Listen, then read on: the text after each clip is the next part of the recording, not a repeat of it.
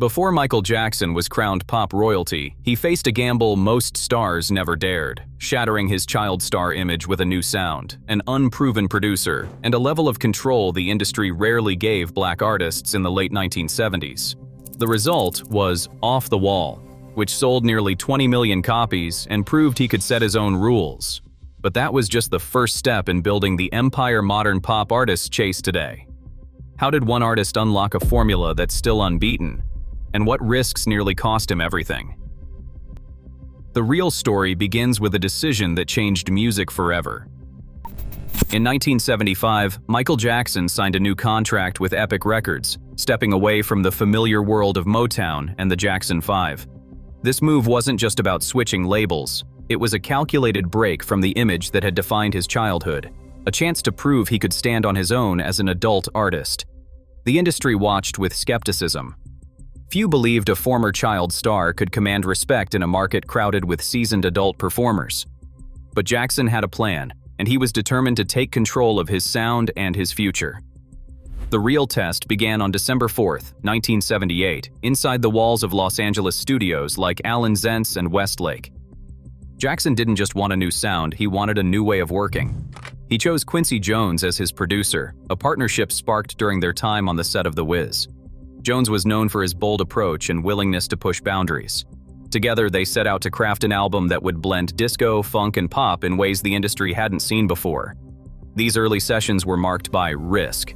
Jackson insisted on creative control, a rarity for black artists at the time, especially those with a history of label-driven decisions. He pushed for mature themes and sophisticated arrangements, leaving behind the bubblegum soul of his youth. Quincy Jones encouraged him to dig deeper, to find a voice that felt honest and grown up. The choices made in those first weeks, song selection, arrangements, even vocal techniques, were all designed to send a clear message. Michael Jackson was no longer a child star, but with risk came uncertainty. Epic needed proof that Jackson's new direction could sell. The pressure was on to deliver a record that would not only redefine him, but also justify the label's investment. As the sessions continued, every decision carried weight. Jackson and Jones were betting on a vision that, if it failed, could have ended any hope of true independence. Instead, these sessions would lay the foundation for a new era in pop music. By the end of 1979, Michael Jackson's gamble on reinvention had a number to match every risk. Don't Stop Till You Get Enough stormed to #1 on the Billboard Hot 100, making him the first Jackson to top the chart solo. Rock With You followed, also reaching #1, and 2 more singles landed in the top 10. Radio stations that once limited black artists to R&B playlists now spun his songs across pop, disco, and adult contemporary formats.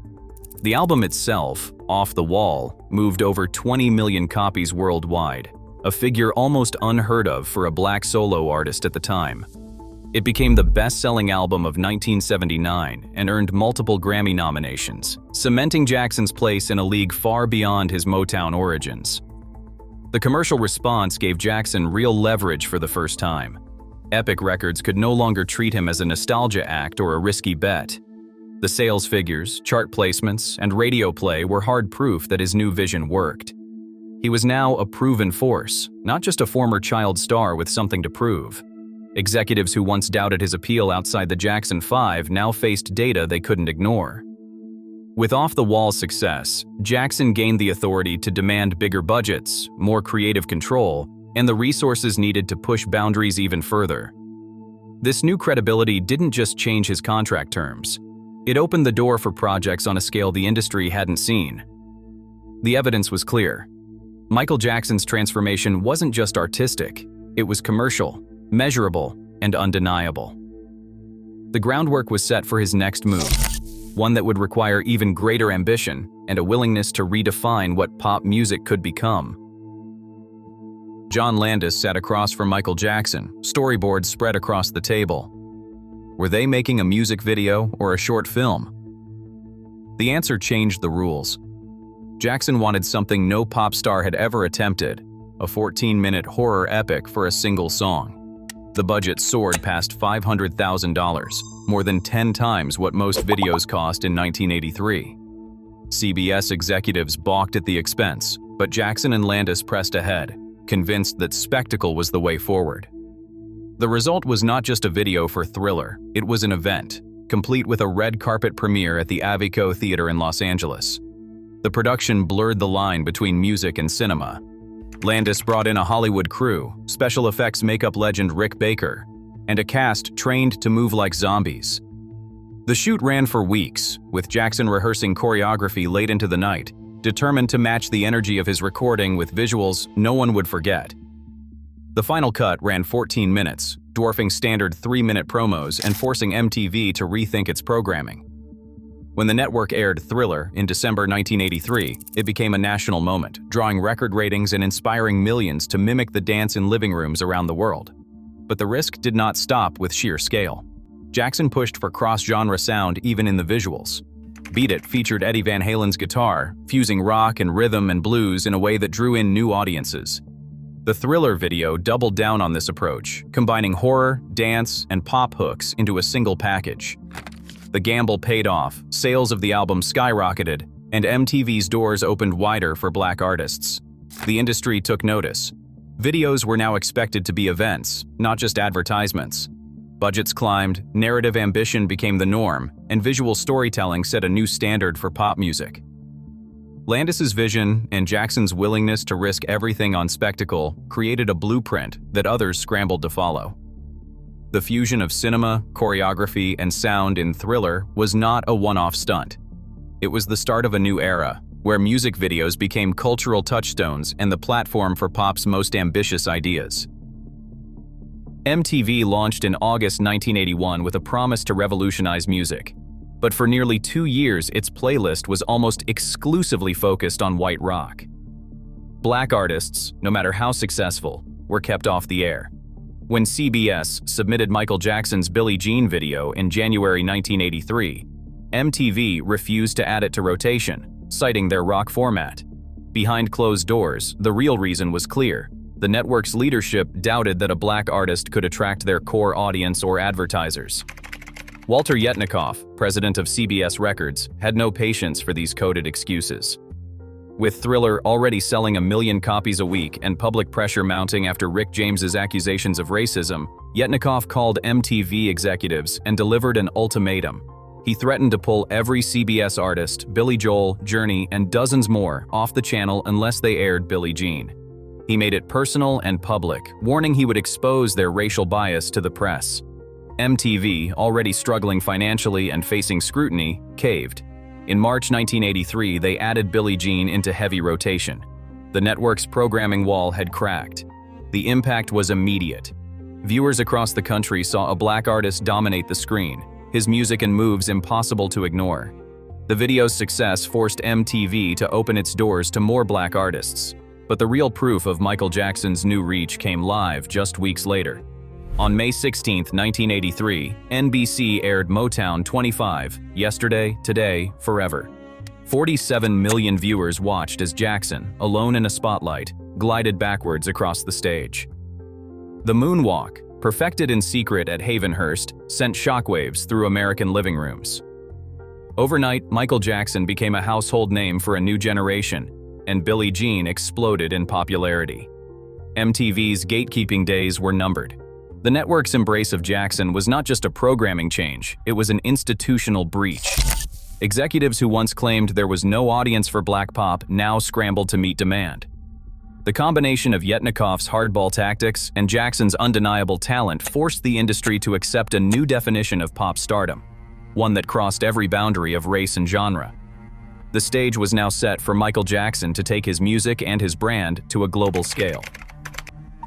By 1987, Michael Jackson was chasing a new kind of success, one that demanded reinvention on a global scale. The album Bad arrived with expectations that seemed almost impossible after the phenomenon of Thriller. Instead of retreating, Jackson doubled down. He wrote or co-wrote nearly every track. The sound was harder, the beats sharper, and the energy relentless.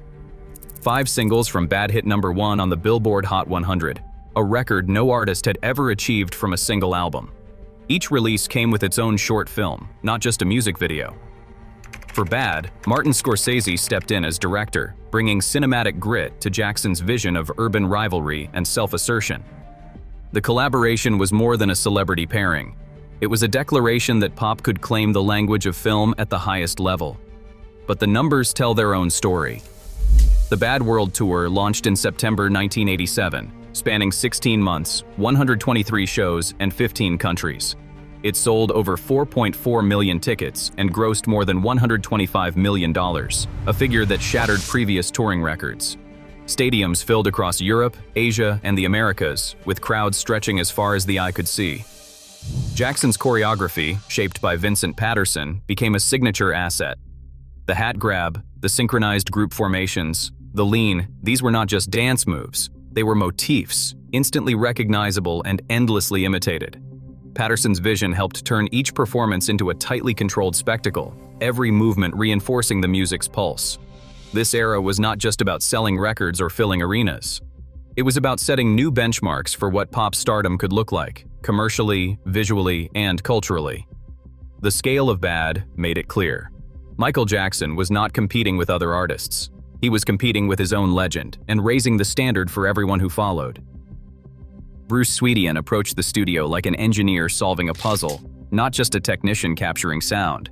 He wanted every detail, every snap, every breath, every foot tap to come through with clarity and dimension. To get there, he built what he called the acusonic recording process. Instead of relying on a single 24-track machine, Sweetein synchronized multiple tape machines together, creating a system with virtually unlimited tracks. This allowed for layer upon layer of overdubs without the loss of sharpness that came from wearing out a single tape.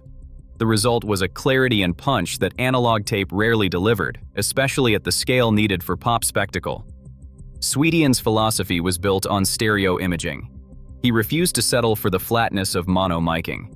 Instead, he set up stereo pairs, often using the Bloomline technique, with two microphones at right angles to capture instruments and vocals in 3 dimensions.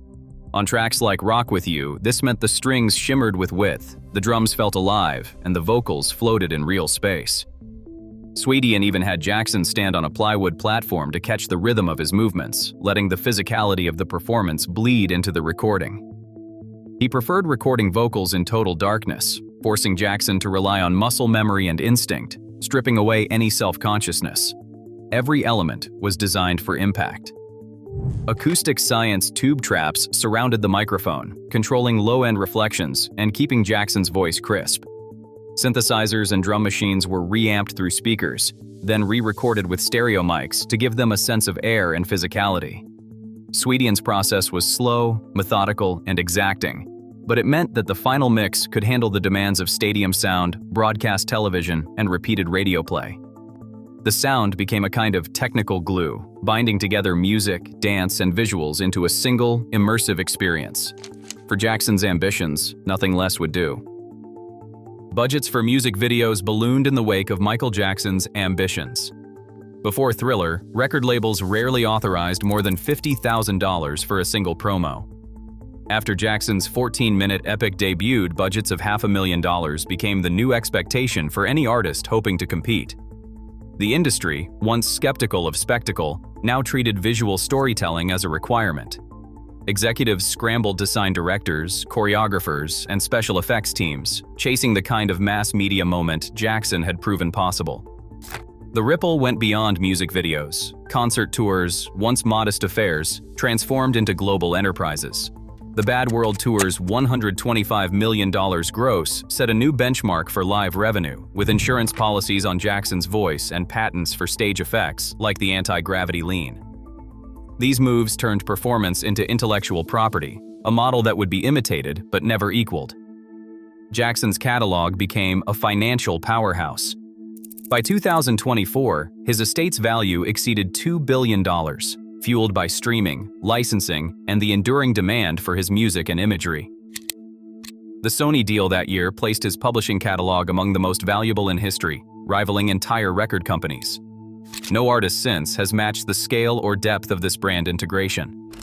Jackson's business model, where albums, videos, tours, and merchandising functioned as a single, unified engine, set a precedent that the industry still measures itself against. Joseph Vogel, writing on Jackson's legacy, points to a singular phenomenon: the way his work unified sound, image, and commerce into a lasting cultural authority. The title King of Pop is more than a nickname. It is a recognition of a system built on calculated risk, relentless discipline, and an instinct for reinvention.